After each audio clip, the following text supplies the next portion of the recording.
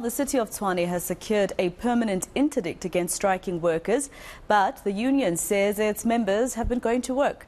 The city and unions are embroiled in a bitter battle over wage increases. Tshwane says it has no money to implement a 5.4% salary hike.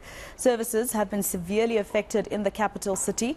Our reporter Heidi Jokos is there to bring us the latest. Heidi, last week we saw 2 municipal vehicles being burnt. Of course, the city of Tshwane blaming some workers, but they are saying that they did not do that, and they got an interdict against the strike. Are the employees still striking besides this interdict?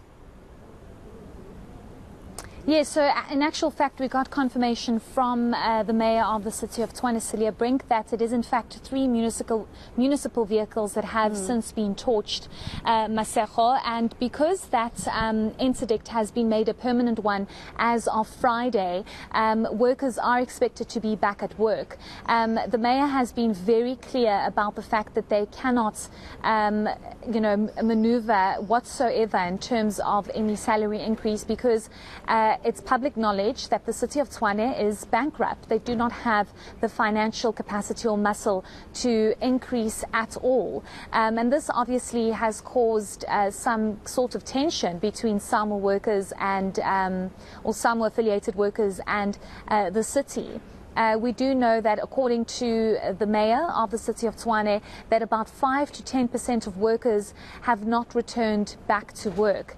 The mayor, however, is saying that the city is not on its knees. It's not operating optimally and it's not functioning optimally because there are some delays in getting services back, such as water services, and also waste collection has also been severely affected in certain areas where there is intimidation. But the mayor says they are on track to get everybody back at work, and they're doing their very best to protect workers who have been intimidated and threatened otherwise. The mayor says a number of dismissal letters have been sent out. I think it's over about 100 people that have since been dismissed, and pays that have been docked for about 400 City of Tshwane employees. So the situation, I think, does remain rather tense, but let's listen to what the mayor had to say in terms of what is being done and how they just cannot afford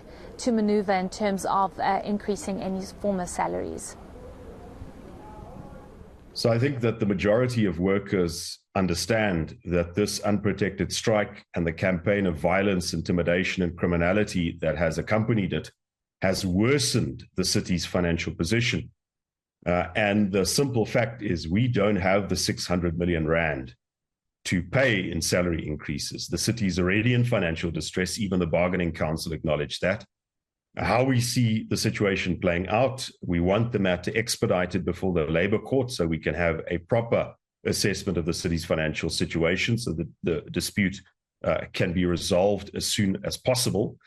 But at the same time, as I mentioned, the labor law mechanisms in this case is not going to determine whether services continue as per normal. It's going to be law enforcement because there is sufficient reason to believe that SAMWA and their leadership, the different factions, have lost control of the situation. They certainly started it, but they've lost control. And the real risk is that this strike is being hijacked by criminals with their own political and economic agendas, and that the only way you're going to break this is by effective law enforcement.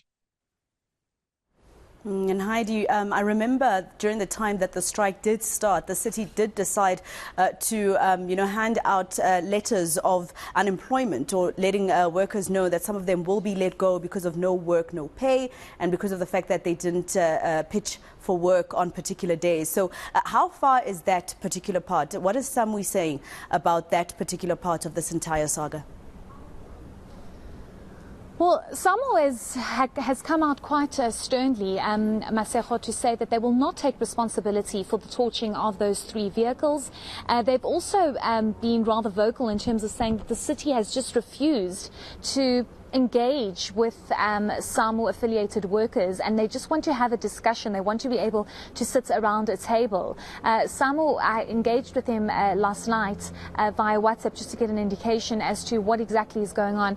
And they've said that, workers are back at work. They have been continuing with work, which I find rather strange because we have been told by the city that a large number of workers did not go to work for the duration of this unprotected strike. And we must emphasize that it is an unprotected strike, or it was an unprotected strike. And we have been told that between 5 to 10% of workers have still not gone back to work, and they are in the process of getting people back at work or dealing or issuing out letters of either dismissal or intention for disciplinary hearing or action. Pays have been docked, as I've mentioned, Masego. So Samuel is saying that they just feel that the city's attacking them, blaming them, and they just want to have an engagement with the city. Let's listen to what Samuel had to say earlier. The employees alleging that there are some members who are doing such activities. The easiest thing is for them to come to us, but they have never even once came to us to complain that indeed in a particular depot our workers are intimidating others. We have been on record saying that we are prepared to assist the city in terms of ensuring that the situation is normal. But because the reason why the situation is not normal now is because the employer has withdrawn tools of trade, which is supposed to be utilized by employees to deliver services. You know that they have withdrawn buses, they've withdrawn compactors to collect waste, they have withdrawn municipal cars, they've withdrawn municipal trucks. So as soon as the employer restores those tools of trade, workers will then be on the ground. And just lastly, Heidi, I mean, there was also that visit to the Rooiwal water treatment plant. It has been quite problematic ever since those many deaths, particularly in Hammanskraal. What came out of that visit?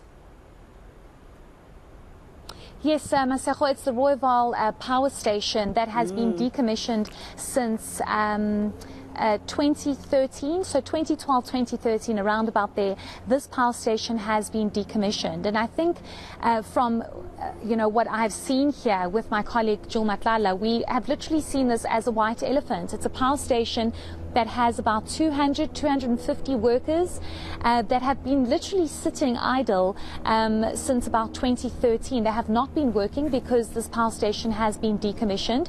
We do know that the city of Tshwane Mayor Celia Brink now wants to recommission this power station. It is, of course, going to take some time before that actually happens because they need to take it out on a bidding process. They want this to be solely handled by a private company in the private sector, because the city feels as though if they wait on Eskom to provide electricity, they are going to be in a very difficult position in a couple of years, as we do not know the reliability of the grid and how much longer we are going to be subjected to rolling blackouts. So today was just a visit to figure out how they can recommission this power station. It is going to take some time. But having engaged with workers, Masego, and I think this is important to highlight, workers are extremely frustrated, and the sad thing here is that they didn't want to speak on camera because they are very worried about being intimidated and being attacked in any sort of form. They have indicated that they have literally been sitting here and they want to work. They've told us that Boiler 1 and Boiler 2 at the Rooiwal power station is ready to operate. They are ready to work, and they do not understand why the city has taken so long to realize that you're sitting on megawatts here, possibly about 100 megawatts that you're sitting on here at this particular power station. The country is in a complete energy crisis. We are sitting in rolling blackouts day in, day out, and this power station could possibly help the residents of the city of Tshwane. There have been issues around coal supply and providing coal to this particular power station, but surely those logistics can be sorted out. So the mayor is trying to recommission this power station. It is going to take some time, but if it does work and the mayor is successful, it will definitely change the game in terms of energy supply for residents in the city of Tshwane. White elephant, Heidi, story of our lives in many areas in South Africa. Heidi Jokos live for us in the capital. Let's leave it there for now.